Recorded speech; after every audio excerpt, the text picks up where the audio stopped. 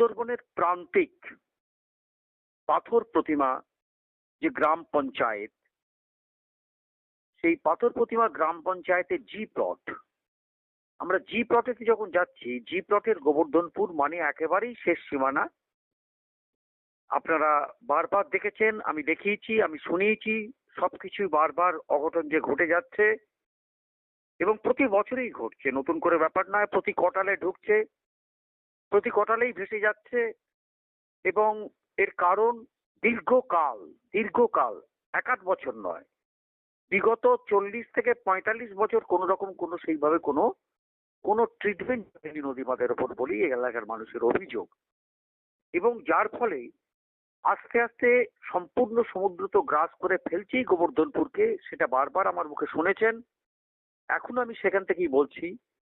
এবং এই যে এখানেতে একেবারে প্রান্তে বলা যায় সমুদ্রের কাছেতেই, সেখানেতেই আজ 50 বছর অতিক্রান্ত হয়ে 52 বছর ধরে যে সেবা কার্য করে যাচ্ছে যে গোবর্ধনপুর সুন্দরবন রামকৃষ্ণ সেবাশ্রম সংঘ, সেই সেবাশ্রম সংঘের যে কাজ এবং সেই নরেন্দ্রপুর রামকৃষ্ণ মিশন, যার নাম নতুন করে বলার কোনো অপেক্ষা রাখে না, এবং তারই লোকশিক্ষা পরিষদ, তাদের যে সাহচর্যে যে বিশাল কর্মকাণ্ড সারা বছর ধরে এই রামকৃষ্ণ সেবাশ্রম সংঘ করে থাকে, তারই একটা পাঠ হচ্ছে এই ত্রাণ।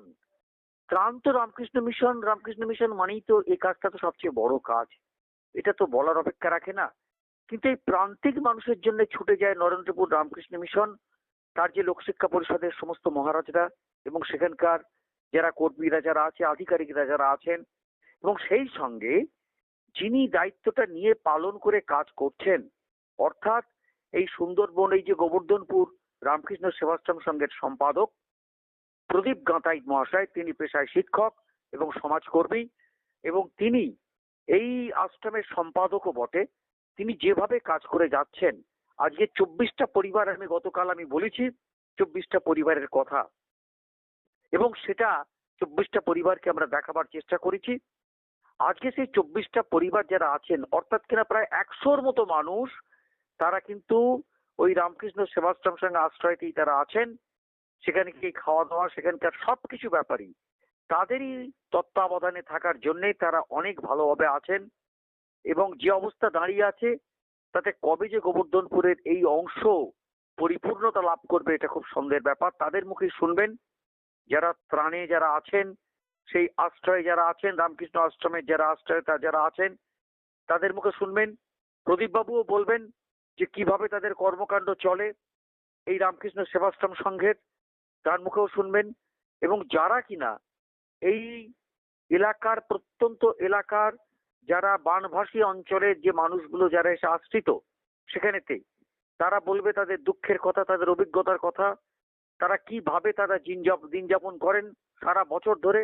আর বিশেষ করে এই ঘূর্ণিঝড় এলাকায়, ঘূর্ণিপ্রবণ এলাকায়, সেখানেতে হাই ইরোশন যে ল্যান্ড, সেখানেতে যে নদী বাঁধটাকে পাকাপোক্ত ভাবে না করলে যে থাকবে না, তারাও ভালোভাবে বারবার তারা বলে আসছেন প্রশাসনের কাছে। কিন্তু বিগত প্রায় 40-45 বছর ধরে সেটা কোনো কাজই হয়নি, শুধু জোড়াচাপি দিয়ে কাজ হয়েছে। কোথায় দেখা যাচ্ছে যে বাঁশের খাঁচা, যে কোথাও দেখা যাচ্ছে যে ইউক্যালিপটাসের গোঁজা, কি কোথাও দেখা যাচ্ছে বালির বস্তা, মাটির বস্তা। এইভাবে ওই বাঁধ রক্ষা করা যাবে না যতক্ষণ না পর্যন্ত পাকা বাঁধ হবে। রিং বাঁধ নামেই হয়েছে, কিন্তু রিং বাঁধ কোনো কার্যকরী কোনো কাজ হয়নি। রিং বাঁধ উপচে এখন প্রতি কটালেতেই দেখা যাচ্ছে যে জল ঢুকে যাচ্ছে এই গোবর্ধনপুর গ্রামের মধ্যে। তবে যতটুকু পজিশনে এখনো আছে, সবটাই তো চলে গেছে, সিংহভাগ সমুদ্র নিয়ে নিয়েছে। এলাকার মানুষের জমি সব সমুদ্র গর্ভে চলে গিয়েছে। যেটুকুনি টিকে আছে, তারা সে আঁকড়ে ধরে পড়ে আছেন তাদের মাতৃভূমিকে। তার কারণ মাতৃভূমির তো একটা মায়া আছে, সেখানে একটা টান আছে, কষ্ট আছে।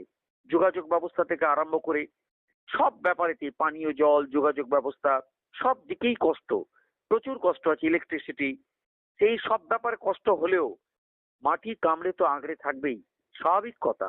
সেই মাটির যারা মানুষ, তারা সেই মাটি থেকে তো ছেড়ে আসতে পারে না। সব চলে গেলেও তারা জানে যে অস্তিত্বের সঙ্গে লড়াই করে তারা কিন্তু তাদের যেটুকুনি জায়গা আছে সেটা বেঁচে থাকার জন্যই তারা ওখানে পড়ে আছেন। তাদের গবাদি পশু, তাদের যেটুকুনি জমি, যেটুকুনি পুকুর, সেই নিয়েই তারা সম্বল নেই। তারা ওখানেতে কৃষিজীবী এবং মৎস্যজীবী, ওখানেতে চাকরিজীবী মানুষ তো নেই।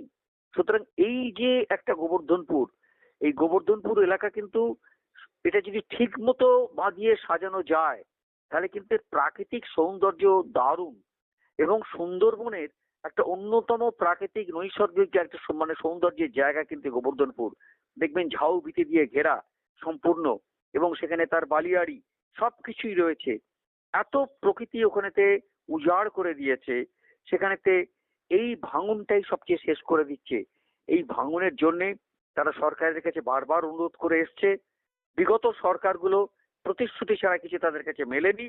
তাই এই সরকারের কাছে, যেহেতু কেন্দ্র এবং রাজ্য দুটো এক সরকার, সেক্ষেত্রে যেভাবে কাজের গতি এগোচ্ছে, এই 100 দিনের মধ্যে কাজ যেভাবে এগিয়েছে, সরকার যেভাবে দেখাচ্ছে, তাতে করে তারা আশাবাদী, সেটা তারা বলছে। এবং সরকারকে তারা বলছে, অনুরোধ করছে যে প্রতিটা দপ্তর এখানে পাশাপাশি নদীগর্ত যদি করা যায়, যদি করা যায়, তাহলে কিন্তু চিরগর্তের সম্পূর্ণ নদীগর্ভে কিন্তু চলে যাবে। এটা বলার অপেক্ষা রাখে না, কেননা ওখানে হাত হয়ে আছে সমুদ্র, সব সময় যেন দিতে আসছে ওই গোবর্ধনপুরকে। আর গোবর্ধনপুরকে যদি শেষ করে দেয়, চিরগর্ভ বাঁচবে না, এটা সবাই জানে।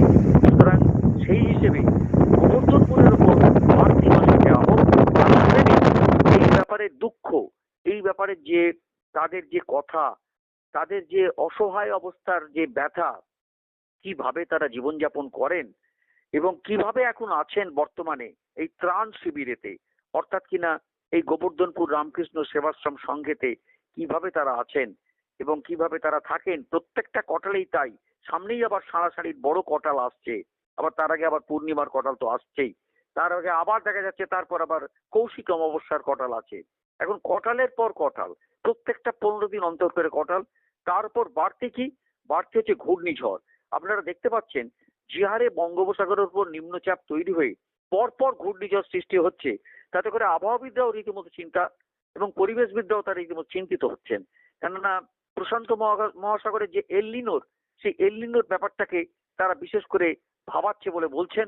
এবং সেক্ষেত্রেও দেখা যাচ্ছে যে প্রত্যেকটা আঞ্চলিক জায়গায় যে হারে যে বৃষ্টি হচ্ছে এবং বজ্রগর্ভ মেঘের সৃষ্টি হচ্ছে, এরম কিন্তু বিগত বছরে এইভাবে দেখা যায়নি, যে পরপর র্যাপিড নিম্নচাপ বঙ্গোপসাগর এবং সে বঙ্গোপসাগরের উপর যে নিম্নচাপের যে প্রভাব, তার প্রভাবে যে হারে বৃষ্টি, আকাশের বৃষ্টি, এদিকে নদীর জল বৃদ্ধি, হ্যাঁ, সমস্ত কিছু সাগর নদীর জল বৃদ্ধি, তার সঙ্গে দেখা যাচ্ছে জলস্ফীতি, দেখা যাচ্ছে ঢেউ আছড়ে উঠছে, মানে রিং বা ঠিকরে চলে আসছে, উপচে চলে আসছে।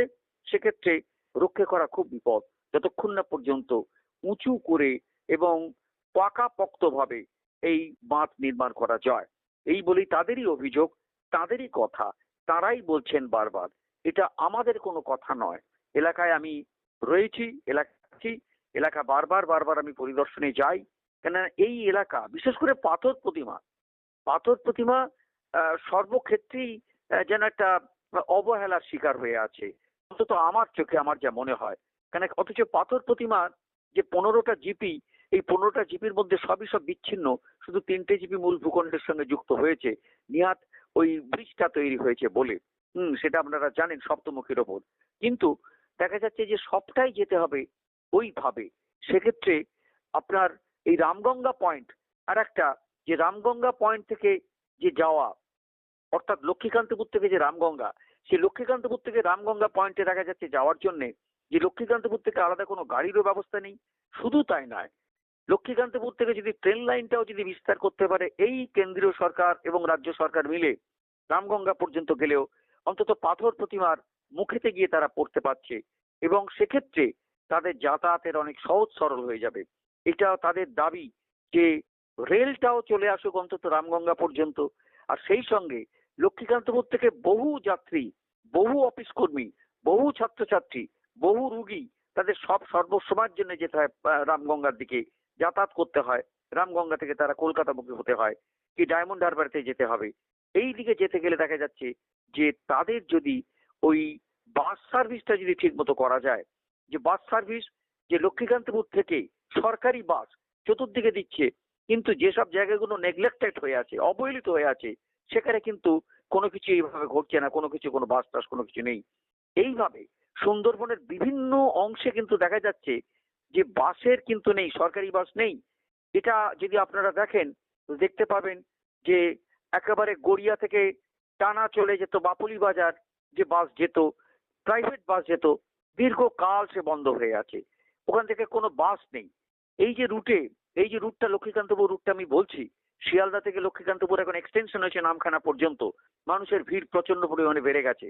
লক্ষ্মীকান্তপুর পর্যন্ত ডবল লাইন হয়েছে অনেক কষ্টে, লক্ষ্মীকান্তপুরের পর থেকে আর ডবল লাইন নেই নামখানা পর্যন্ত। এটা নামখানাতে ডবল লাইন হওয়া উচিত বলেই সমস্ত মানুষের অভিযোগ, সমস্ত মানুষের অভিযোগ। এবং শুধু তাই নয়, পর্যাপ্ত পরিমাণে ট্রেনের দরকার আছে এবং ট্রেনগুলো সার্নো ট্রেন দেওয়ার দরকার আছে। তার কারণ 100 কিলোমিটারের উপর জার্নি হয়ে যাচ্ছে শিয়ালদা থেকে টানা নামখানা পর্যন্ত, অথচ এখানে থেকে কিন্তু একদম অবহেলিত হয়েছে। এখানে ডবল লাইনের কোনো রকম ব্যাপারই নেই, কোনো চিন্তা ভাবনা করছেন হয়তো, হবে হবে তার ঠিক নেই, সেই ব্যাপারে একটা চিন্তা ভাবনা চলছে বলে আমরা সরকারিভাবেও আমরা জানতে পারছি। এক্ষেত্রে এই বাসগুলো, সরকারি বাস এদিকে আসছে না, শহরমুখী সরকারি বাসের চেয়েও গ্রামমুখী, কুলতলির গ্রাম থেকে সরকারি বাস টানা কলকাতায় যাক, জয়নগর থেকে টানা সরকারি বাস কলকাতায় যাক, মন্দির বাজার থেকে যাওয়ার দরকার আছে, রায়দিঘি থেকে সরকারি বাস যাওয়ার দরকার আছে, মথুরাপুর থেকে সরকারি বাস যাওয়ার দরকার আছে। এই দিকের রুটটা একদম অবহেলিত। যেহেতু 117 নম্বর জাতীয় সড়কটা রয়েছে ডায়মন্ড হারবার আমতলা হয়ে টানা একদম পুরো সাগর, ওদিকে দেখা যাচ্ছে কাকদ্বীপ, এইদিকে যে আছে সেই রুটের যে সম্ভাবনার চেয়েও এদিকটা কিন্তু একেবারেই আজীবন ডার্ক হয়ে আছে। তার কারণ এদিকের কিন্তু সেরকম কোন রকম বাস যোগাযোগ নেই, একমাত্র ট্রেন। এবং ওই ট্রেনের যা ভিড়, সে মানে সে চিন্তা করা যাবে না। কোনো বার, ছুটির বার বলুন, ইয়ে বলুন, সব বারেতেই অপর্যাপ্ত ভিড়। সেক্ষেত্রে এই পরিবহন ব্যবস্থার উন্নয়নের সঙ্গে সঙ্গে ওই রুটটা যদি রামগঙ্গা পর্যন্ত টেনে নেওয়া যায়, আবার রায়দিঘি পর্যন্ত যদি ট্রেন যদি দিয়ে দেওয়া যায়, তাহলে দেখা যাচ্ছে একেবারে সুন্দরবনের প্রত্যন্ত প্রান্তের মানুষরা এবং সেখানকার শাক সবজি মাছ ইয়ে ব্যবসার ক্ষেত্রেও যে আর্থসামাজিক উন্নতিও হবে, এবং সেই সঙ্গে সঙ্গে মানুষের যাতায়াত, মুমূর্ষু রোগীদের যাতায়াত, এবং ট্রেন যাতায়াতটা অনেক সস্তার যাতায়াত এখনো পর্যন্ত, সেক্ষেত্রে তারা কিন্তু কমফোর্টেবলি তারা করতে পারবে। এই সুযোগগুলো নেওয়ার জন্য এলাকার মানুষের দীর্ঘদিনের দাবি, এবং আমাদের মাধ্যমেই তো বলবে, মিডিয়ার মাধ্যমেই। তাই আমিও বলছি যে এই ব্যাপারটা তাদের হয়েই বলছি, এলাকাবাসীর হয়ে বলছি, সুন্দরবনবাসীর হয়ে বলছি, এই ব্যাপারটা যদি সরকার, রাজ্য সরকার এবং কেন্দ্রীয় সরকার যদি ভাবেন বা দেখেন, বা এখানকার যারা জনপ্রতিনিধিরা যারা আছেন, এই ব্যাপারটা নিয়ে যদি তারা একটু মাথা ঘামিয়ে যদি সরকারকে যে বলেন, অনুরোধ করেন, তাহলে এলাকার উন্নয়ন হবে, সার্বিক উন্নয়ন হবে। কেন যোগাযোগ ব্যবস্থার উন্নয়ন না হলে এলাকার উন্নয়ন হওয়া সম্ভব নয়, এবং যোগাযোগ ব্যবস্থার উন্নয়নের দিক থেকে এখনো অনেক অনেক পেছিয়ে আছে। শুধু তাই নয়, ক্যানিং, বাসন্তী, গোসাবা সর্বত্র দিক থেকেই দেখা যাচ্ছে যে গোসাবা, বাসন্তী ওদিকেও ঠিক একই অবস্থা হয়ে আছে। সুতরাং এই সুন্দরবনের দক্ষিণ 24 পরগনার অন্তর্গত যে সুন্দরবন, ভারতীয় সুন্দরবন, পশ্চিমবঙ্গীয় সুন্দরবন, এবং যেটা 13টা ব্লক নিয়ে যে সুন্দরবন দক্ষিণ 24 পরগনার, আর 6টা ব্লক নিয়ে হচ্ছে উত্তর 24 পরগনার। আমি দক্ষিণ 24 পরগনার দিকটাই আমি শুধু আসছি। এই দিকটার সুন্দরবন বেড়াতে আসছেন প্রচুর, লক্ষ লক্ষ মানুষ। সুন্দরবনের আকর্ষণই আলাদা। কেন এটা হচ্ছে একটা, দেখা যাচ্ছে যে আন্তর্জাতিক একটা সাইট হয়ে গেছে। এটা হচ্ছে একদম পুরো আন্তর্জাতিক যে একটা সাইট, সেটা সবাই জানেন। এখানকার আকর্ষণটা সেটা আলাদা। সে আন্তর্জাতিক ব্যাপারের যে একটা জায়গা, সেখানে যদি যোগাযোগ ব্যবস্থা যদি না যদি ঠিক মতো হয়, সেটা যদি অপ্রতুল হয়, তাহলে সেক্ষেত্রে কিন্তু যারা পর্যটকদের ক্ষেত্রেও অসুবিধার কারণ হয়। তাই পর্যটকদের কথা চিন্তা করে, সাধারণ সুন্দরবনবাসীর কথা চিন্তা করে, সবাইয়ের কথা চিন্তা করে, ব্যবসা বাণিজ্য, আর্থিক সামাজিক অবস্থার উন্নতি সব দিকে চেষ্টা করে, চিন্তা করে যদি এই এলাকার পরিবহন ব্যবস্থা, যোগাযোগ ব্যবস্থার উন্নয়ন যদি করা যায়, না করলে তাহলে কিন্তু সর্বত্র সব সময়ের জন্য এটা পিছিয়ে থাকবে, পিছিয়ে পড়া অঞ্চল। এখানে বিশেষ করে দেখবেন কুলতলি, এই জয়নগর, বাসন্তী, গোসাবা এইসব অঞ্চলের যোগাযোগ ব্যবস্থা খুবই পেছন দিকে চলে আসছে। সুতরাং এদিকটায় নজর দেওয়া দরকার। আর পাথর প্রতিমার কথা তো আপনাদের বললাম। তো যাক, নদী বাঁধ, তার সঙ্গে আনুষঙ্গিকভাবে এটা বলার একটাই মাত্র কারণ যে সামগ্রিক উন্নয়নের ক্ষেত্রে এগুলো দরকার। তার সঙ্গে নদী বাঁধ উপকূলের সবচেয়ে বড় দরকার যে নদী বাঁধ যদি না ঠিকমতো করা যায় তাহলে কিন্তু বাঁচবে না সুন্দরবন। আর সুন্দরবন যদি না বাঁচে তাহলে ভেবে রাখবেন কলকাতারও ভবিষ্যৎ কিন্তু খুব খারাপ। সুন্দরবনকে বাঁচাতেই হবে। আমরা এই ত্রাণ শিবিরটা এখান থেকেই আমরা মিশনের যারা আমরা সদস্য তারা আমরা বানভাসী যেসব ব্যক্তিরা আছে তাদেরকে আমরা এইভাবে রান্না করে আমরা খাওয়া দাওয়া আমরা পরিবেশনও করি। এবং আমাদের বিশেষত নরেন্দ্রপুর এবং লোকসেবা পরিষদ আমাদের বিশেষ করে হচ্ছে আমাদের গার্ডেন হিসেবে যিনি আছেন মহাদেববাবু, তিনিও আমাদের সঙ্গে সুউপদেশ এবং পরামর্শ দেন। সেই মতো করে কিন্তু আমরা চলি। তো আমরা মানুষের সেবার জন্য আমরা আছি, সেবার জন্য আমরা থাকবো, আমাদের রামকৃষ্ণ মিশন থাকছে।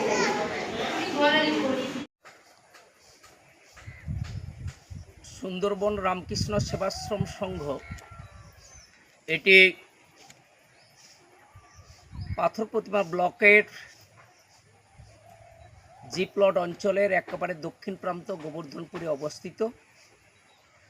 এটি প্রতিষ্ঠিত করেন শ্রদ্ধেয় শিক্ষক মহাশয় প্রয়াত পদ্মত কুমার সাঁতরা মহাশয়। 1974-75 সালে এটি প্রতিষ্ঠিত হয়। এই আশ্রমটি মূলত ঠাকুরমা স্বামীজির ভাব প্রচার করে থাকেন মূল লক্ষ্য। তার সঙ্গে সেবামূলক কাজে দীর্ঘ 53 বছর ধরে ব্রতী রয়েছেন। এখানে বিভিন্ন রকম ট্রেনিং প্রোগ্রামগুলো চলে। হাঁস মুরগি ইলেকট্রিক বিভিন্ন প্রশিক্ষণ যুবক যুবতীদের ট্রেনিং দেওয়া হয় স্বনির্ভর করার জন্য। তৎসঙ্গে আমাদের একটি ত্রাণ শিবির আছেন, কারণ যেহেতু বঙ্গোপসাগরের উপকূলে বছরে বর্ষাকালে প্রায় এখানে বন্যা লেগে থাকে, তাই এখানে একটি ত্রাণ শিবির রয়েছে। গ্রামবাসীদের নিয়ে এসে বন্যার সময় এখানে থাকা খাওয়ার ব্যবস্থা করা হয়। গত 15, 16, 17 আগস্ট 2026 এই গোবর্ধনপুরে যে বন্যা বিপর্যয় বন্যা ঘটে গেল, তাতে এখানে প্রায় 24টি পরিবার তাদের থাকা খাওয়ার ব্যবস্থা করা হয়েছে। তাছাড়াও গত কয়েক বছর ধরে যেসব বন্যা এবং ঝড় হয়েছিল, নদী উপকূলের সমুদ্র উপকূলের মানুষদের নিয়ে এসে এখানে আমাদের রাখা হয়। আমাদের এই ত্রাণ শিবিরে যিনি খাওয়া দাওয়া ব্যবস্থা করেন নরেন্দ্রপুরের রামকৃষ্ণ মিশনের মহারাজগণকে সুন্দরবন রামকৃষ্ণ সেবাশ্রম সংঘের পক্ষ থেকে প্রণাম, শ্রদ্ধা, ভক্তিপূর্ণ শ্রদ্ধা জানাই।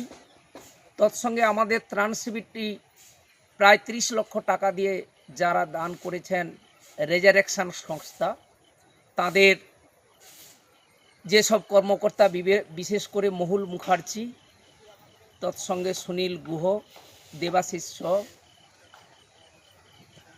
অরবিন্দ বাবু, তাদেরও শ্রদ্ধা নমস্কার জানাই। কারণ এই ত্রাণ শিবিরটি না দিলে বহু মানুষ, বন্যাগ্রস্ত মানুষ আশ্রয়হীন হয়ে পড়ত। আমাদের এই আশ্রমটি সুদূর লক্ষ্মীকান্তপুর থেকে রামগঙ্গাতে বাসে আসতে হয়, তারপরে নৌকোযোগে চাঁদমারি ঘাট, সেখানে 17 কিলোমিটার টোটোতে গোবর্ধনপুরে আসতে হচ্ছে। আমাদের সুন্দরবনে বিশেষ করে এই প্রত্যন্ত এলাকা, যেহেতু রামগঙ্গা পর্যন্ত ভবিষ্যতে যদি রেল লাইন হয় তাহলে মানুষের খুবই উপকৃত হবে।